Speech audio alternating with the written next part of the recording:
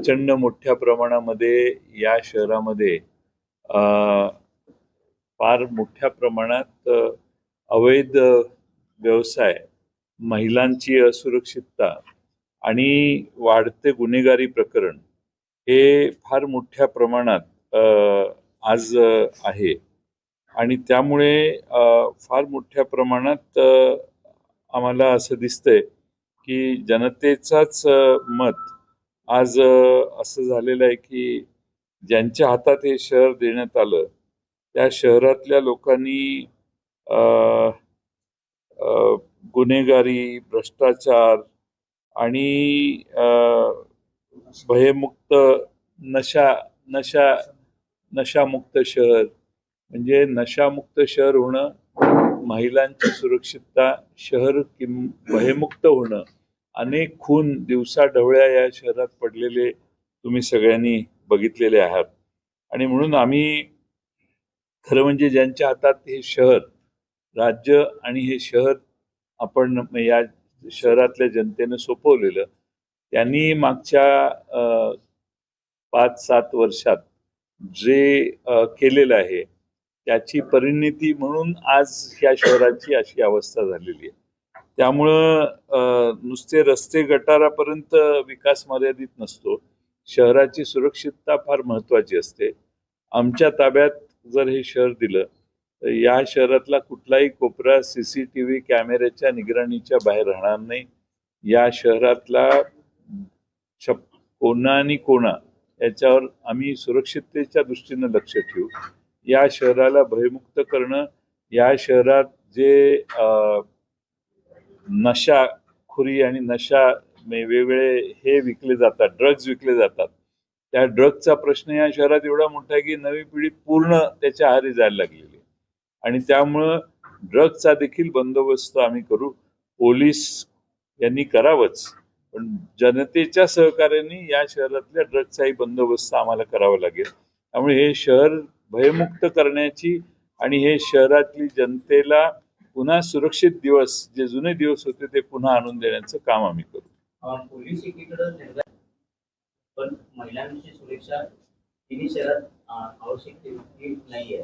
त्यामुळे महिलांच्या सुरक्षेच्या दृष्टिकोनातून तुम्ही काय वेगळं करणार आहे शहर ताब्यात दिलं? मी आता जे सांगितलं त्यातला तो एक उपाय आहे महिलांच्या सुरक्षिततेसाठी. पण महिलांच्या सुरक्षिततेसाठी अशा बऱ्याच गोष्टी करता येतील आपल्याला की ज्यामुळं महिलांना आत्मनिर्भर, म्हणजे स्वसुरक्षितता कशी करायची याचे ट्रेनिंग करणारे कॅम्प्स देखील आम्ही शहरात कंटिन्युअस चालू. पण त्याचबरोबर पोलिसांची व्यवस्था जर अपुरी पडत असेल, कारण राज्य सरकारकडून आम्ही फार वेळा अपेक्षा केल्या, या शहरातले जे खून झाले त्या सगळ्या बघितल्या गोष्टी, तर हे काहीच सरकारचं याच्याकडे, या शहराकडे लक्ष नाही. आणि त्यामुळं आम्ही आमची संयुक्त आघाडी या बाबतीत योग्य उपाययोजना तुमच्याकडे जाहीरनाम्याच्या रूपात घेऊन येईल. पण सुरक्षेसंदर्भात बोलला साहेब, जे राजकीय फायद्यासाठी उपयोग केला तर संबंधित गुन्हे दाखल करण्याचा इशारा दिला नाही, या गुन्हे दाखल करायचा प्रश्न नाही. पोलिसांनी आत्मचिंतन करावं. खून झाले की नाही शहरात? 6 खून झाले. ठीक आहे, 6 चुकला असेल, 4 तर खून झाले असतील. 60 खून, मी उदाहरण सांगितलं. 60 खून झाले, 60चे 30 तर झाले असतील. अशी परिस्थिती या शहरात पूर्वी कधी नव्हती. ड्रग्जची विक्री चालू आहे, कुठं कुठं चालू आहे हे आम्ही आता पुन्हा आमची या शहरात सत्ता येईल त्यावेळी हे सगळं उघडून टाकण्याचं काम आम्ही नक्की करू. पण याबाबत आपण राजकीय लोक बोलत असताना पोलीस प्रशासनाने यामध्ये अशा पद्धतीने सहभाग घेणं, गुन्हे दाखल करणं म्हणणं योग्य आहे का?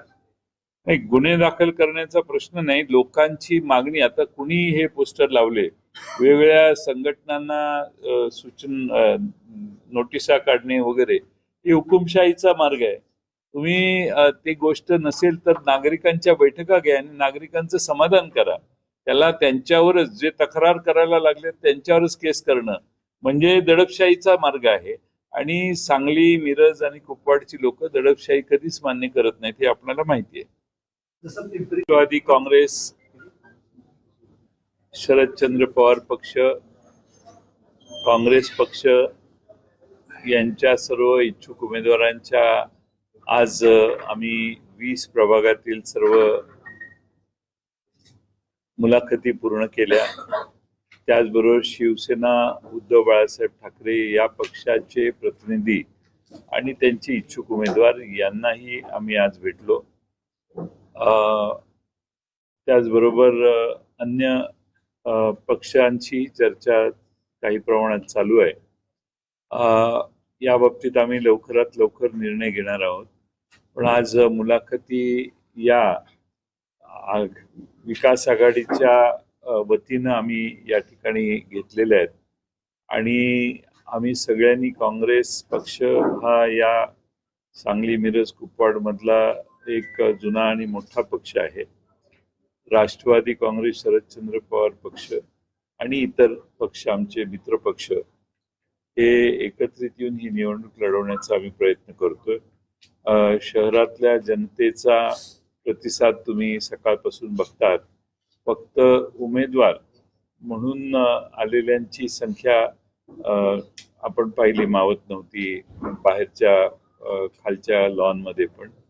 त्यामुळे फार चांगला प्रतिसाद लोकांनी दिला आणि सगळ्यांनी समजुतीनं आम्हाला यावेळी कोणत्याही परिस्थितीत विजयी करण्यासाठी आम्ही समजुतीनं आम्ही उमेदवार एकमेकाचे ठरवू अशा बऱ्याच साधक बाधक चर्चा झालेल्या आहेत. मला वाटतं की आम्ही 29 तारखेपर्यंत आमचे अंतिम निर्णय जाहीर करू. उमेदवार किती आले सकाळपासून? ते मोजले नाहीत पण बरेच काहीतरी 250 असतील. आमचे 200 आपले 175 यांचे 175 म्हणजे 175 350 आपण 350च्या वर. हे सकाळी 10 वाजता सुरू झालेलं संवादाला ते आता संपलं. वंचित वेळ आम्ही पाहिले की अजित पवार गटाची उपयोग सांगलीमध्ये होण्याची शक्यता आहे. मी ज्यांच्याबरोबर बसलेलं आहे दोन्ही काँग्रेसचे शहर अध्यक्ष आहेत, काँग्रेसचे अपक्ष पण काँग्रेसला पाठिंबा दिलेले खासदार आहेत, काँग्रेसचे माजी मंत्री मगाशी इथून गेले त्यांच्या मुंबईतल्या कामासाठी. त्यामुळं असा प्रश्न आता विचारणं कितपत योग्य आहे हे आपण ठरवा. मी राज्याचा नेता नाही आहे, मी सांगलीतला नेता आहे. त्यामुळे मला सांगलीपुरतं मला माहिती आहे, कारण मी राज्यात काय चाललंय याची माहिती नाही. मी 24 तास हेच करतोय. काही ठिकाणी आघाडी होत असेल तर ती त्या त्या स्तरावर झाली आहे का, कुठं आघाडी घोषणा झाली आहे का, झाल्यानंतर आपण त्या प्रश्नांची चर्चा करू. व्हायच्या आधीच चर्चा कशाला. नाही, आम्हाला कुणी पर्याय इथं दिलेला नाही. नाही, असं आहे की आमची धोरणं आमची भूमिका ही स्पष्ट आहे. या शहरातली जनता पुरोगामी विचारसरणीला पाठिंबा देणार आहे असा आम्हाला विश्वास आहे. आणि या शहरात जे विकासाचं काम झालंय ते आम्हीच केलेलं आहे. आमची ज्यावेळी सत्ता होती तेव्हापासून या शहरातल्या ड्रेनेजच्या प्रश्नापासून पाणी पुरवठ्याच्या प्रश्नापासून पण आम्ही आता परत जाहीरनामा करून येऊ. तो आम्ही दोन्ही पक्ष एकत्रित येऊन आणि आमचे घटक आघाडीतले आम्ही पुन्हा जाहीरनामा करू. त्यावेळी हे शहर आणखीन पुढे कसं न्यायचं, या शहरातल्या अनेक प्रश्नात काय गेल्या काही वर्षात नुसत्याच घोषणा झाल्या, शहराच्या हातात काहीच आलं नाही. आणि म्हणून या शहरातल्या सगळ्या मूलभूत प्रश्न सोडवून असताना राज्यातलं हे प्रथम क्रमांकाचं शहर कसं होईल याकडे आम्ही प्रयत्न करू. या पद्धतीने कॅन्डिडेट सांगा अशा दरवाजे आपले उभे असतील का या टप्प्यावर? नाही, असं आहे की असं जाहीरपणाने आता ज्यांनी पक्षच आमचा सोडून गेलेले आहेत त्यांच्याविषयी त्यांना तिकडं ते ज्यांच्याकडे गेले ते चांगले वागवतील अशी सद्भावना ठेवण्यापेक्षा आमच्या हातात काही नाही आहे. पण आम्ही मात्र त्या सर्व वॉर्डामध्ये पूर्ण ताकदीनं लढू आणि पक्ष बदलूपणा करणारे, गद्दारी करणारे या सगळ्यांच्यासाठी काँग्रेस पक्ष आणि राष्ट्रवादी काँग्रेस पक्ष समर्थ आहे आणि पूर्ण ताकदीनं आम्ही त्या त्या ठिकाणी आमचे उमेदवार आज निवडतोय. दारू बंद असणार आहे. असं आहे की तिकडं गेल्यानंतर तिथल्या त्यांचे निर्णय काय झालेत आम्हाला माहित नाही. पण येणार असेल तर दार उघडं का बंद हा प्रश्न आहे. उगाच अशी उत्तरं देणं, त्यांच्यासाठी दारं खुली आहेत आणि परत तुम्ही 30 तारखेला म्हणा अरे कोणीच आलं नाही तुमच्या दारातनं, अशी असं करून आम्हाला घ्यायचं नाही. आमचं क्लिअर आहे, आम्हाला निवडून आणणारे, निवडून येणारे आणि निवडण्याची क्षमता असणाऱ्या चांगल्या उमेदवारांना आम्हाला युतीच्या विरोधी लढायची ताकद निर्माण करायची. उद्धव ठाकरे शिवसेनेला किती जागा सन्मानजनक जागा? प्रश्न झालाय. झालं. आपल्या ठिकाणी आली होती. नाही, काही लोक काँग्रेसमधून पक्षांतर गेलेले किंवा आमच्या पक्षातून गेलेले यांना देखील पुन्हा आमच्याकडे येण्याची इच्छा दिसते. पण त्या प्रभागातील सगळ्या प्रमुख कार्यकर्त्यांशी चर्चा करून आम्ही योग्य तो निर्णय घेऊ. विजयासाठी आवश्यक जे जे असेल ते आम्ही नक्की करू.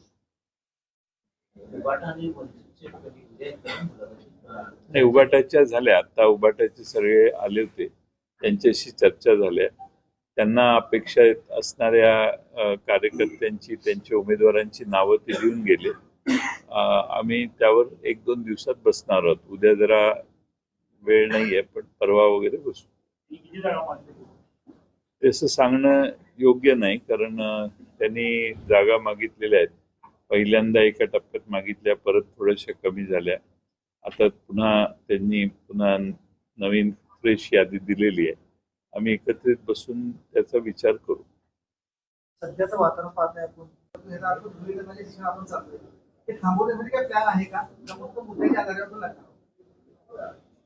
असं आहे की माझा असा अनुभव आहे की जनतेचे प्रश्न हातात घेऊन लढलं तर या सगळ्या गोष्टींकडे दुर्लक्ष करून जनता त्यांच्या दारातले प्रश्न, त्यांच्या घराच्या आसपासचे प्रश्न, त्यांच्या वॉर्डातले प्रश्न आणि शहराचा एक जनरल मुद्दा घेऊन जनता चांगल्यालाच मतदान करते. आणि या शहरातल्या जनतेच्या सद्सद्विवेक बुद्धीवर मला पूर्ण विश्वास आहे. यापूर्वी आम्ही ज्यावेळी पर्याय देण्याचा प्रयत्न अनेक वर्षापूर्वी केला, जनतेने आम्हाला प्रतिसाद दिला. आज गेल्या 6-7 वर्षात या मगाशी सांगितलेल्या सगळ्या गोष्टी अशा घडलेल्या आहेत की जनतेने वारंवार या सुधारणा व्हाव्यात अपेक्षा ज्यांच्याकडून केल्या त्यांनी त्यांच्या अपेक्षा पूर्ण केल्या नाहीत. आणि म्हणून आम्ही जनतेला समर्थ पर्याय काँग्रेस आणि राष्ट्रवादी काँग्रेस एकत्रित येऊन देऊ. परवा शंभूराजे देसाई आले होते, त्यांनी सांगितलं सांगली महापालिकेला आम्ही 450 कोटी निघत. महापालिका आपल्या ताब्यात असं वाटतं का? एक म्हणजे हा जो शब्द प्रचार आहे ताब्यात घेणं, ईश्वरपूर ताब्यात घेणं असं नाही आहे. जनतेनं आम्हाला सेवा करायची संधी दिली, आम्ही चांगली सेवा करू. सांगली मिरज कुपवाड महापालिकेमध्ये देखील आम्हाला विश्वास आहे की जनता आमच्या पारड्यात मतदान करेल. त्यांनी जर संधी दिली 5 वर्ष, तर 5 वर्षात आम्ही या शहराचा चेहरामोहरा अधिक उत्तम करण्याचा प्रयत्न करू. आम्ही लहान लहान प्रश्न यापूर्वी बरेच सोडवलेले आहेत. अगदी कृष्णा नदीवरचा परवा झालेला आयर्विन पुलाला पॅरलल ब्रिज आम्हीच पुढाकार घेऊन केलेला आहे. त्यामुळं अशा अनेक गोष्टी आहेत की ज्या आम्ही चांगल्या पद्धतीने पूर्ण केल्याचा अनुभव या शहराला आहे. आम्हाला संधी दिली तर आम्ही एका सुरात राष्ट्रवादी काँग्रेस आणि काँग्रेस एका दिलाने काम करू आणि हे शहर आणखी सुधारू.